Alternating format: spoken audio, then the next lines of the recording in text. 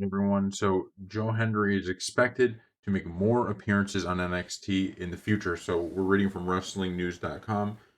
Fightful Select reports Henry is expected to make more appearances for NXT in the future, as officials were said to be very happy with the reaction Henry received from fans. It was said that TNA was happy that the storyline with Kazarian was continued on NXT, and some people wish he'd gotten a more extended appearance.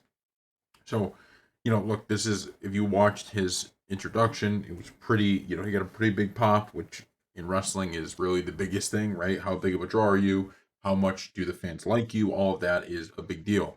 But the bigger thing here that I want to talk about is not even just that this one wrestler is going to be appearing more on WWE programming. It's about this relationship now that WWE is cultivating with TNA and these other wrestling groups, basically everybody but AEW.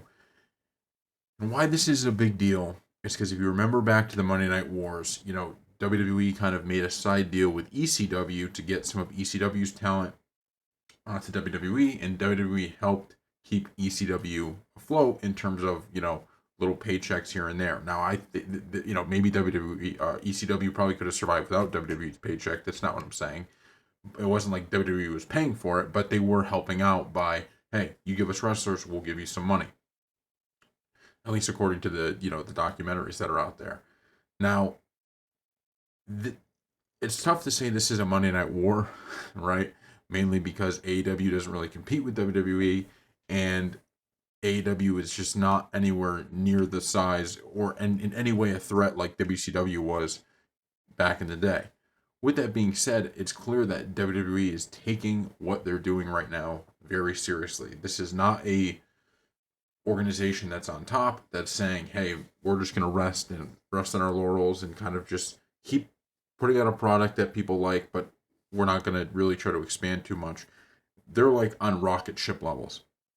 They're trying to expand as far out as they can. They're trying to do as many big things as possible to make sure that it's the best product possible. And look, seeing TNA, knowing that anybody on TNA at any point could show up on a WWE program is something that is good for all brands, right? Now these TNA guys, they're gonna gain a WWE audience. WWE is gonna see them, and then when they go back to TNA for their events, they may draw some of those WWE fans with them. This is just a win-win. In fact, in some ways, you can almost make the argument it's almost riskier for WWE in a way, because not that TNA is ever going to be bigger than WWE, but it's risky for them because you're really giving a spotlight to stars on another program who you in turn could end up building a star over there just by them showing up on WWE programming. So I really like this. I think that's the main storyline here, and I think it's like the number one thing in terms of the wrestling business to pay attention to is what else can WWE do to branch out because they're really, really looking to do it. So thank you all for watching. We will see you next time.